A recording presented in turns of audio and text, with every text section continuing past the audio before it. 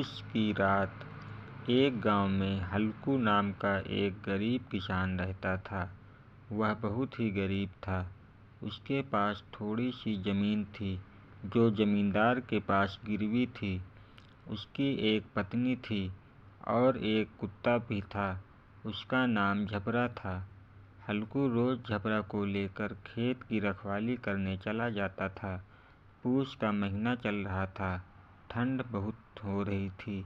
कोहरा बढ़ता जा रहा था। शाम होते ही हल्कू झबरा को लेकर खेत की रखवाली करने चल देता और वहाँ उसका मचाना बना था। उस पर बैठकर वह खेत की रखवाली करता था। रात को ठंड और भी बढ़ जाती थी। जब भी खेतों में कुछ आहट सुनाई देती, वह जोर से चिल्लाता और फिर झबरा भौंकते हुए खेत में घुस जाता और नीलगायों को भगाता और वापस लौटकर हल्कू के पास बैठ जाता। इसी तरह रात बीत जाती। सुबह सुबह घर वापस आकर अपनी पत्नी से कहता, अरे ठंड अब बहुत बढ़ चुकी है, अब मुझसे बर्दाश्त नहीं होती। उसके पास एक पुराना कंबल था, वह भी फटा हुआ था। वह अपनी पत्नी से कहता कि कुछ पैसे हों तो दे दो, मैं नया कंबल ले लूँ।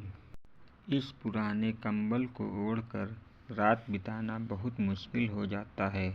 उसकी पत्नी ने कहा कि मेरे पास केवल 2 रुपये ही हैं। अगर तुम कंबल ले लोगे तो जमींदार को ब्याज कैसे दोगे?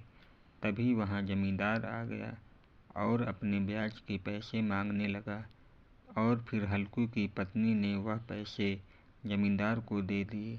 अगली शाम होते ही हल्कू झबरा को लेकर खेत चला गया। ठंड बहुत हो रही थी। हवाएं तेज चल रही थीं। हल्कू को ठंड बहुत लग रही थी।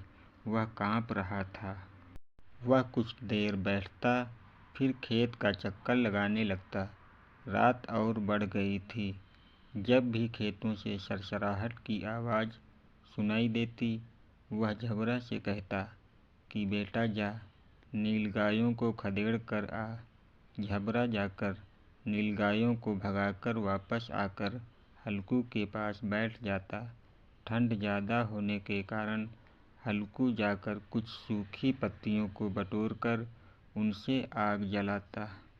अब उसे ठंड कुछ कम लग रही थी और वह गाना गाते हुए झबरा से कहता है कि चल बेटा, अब ठंड से कुछ राहत तो मिली। वह आग की गर्माहट के कारण वहीं लेट गया और सो गया। रात में वह आग फैलते फैलते खेतों तक पहुंच गई और पूरी फसल जलकर राख हो गई। जब सुबह हुई तो हल्कू की पत्नी खेत पहुंची तो उसने देखा कि हल्कू ज़मीन पर सोया हुआ था और फसल पूरी तरह से जल चुकी थी। उसने हल्कू को उठाया और कहा कि अब हम तो बर्बाद हो गए, सारी फसल जल गई है।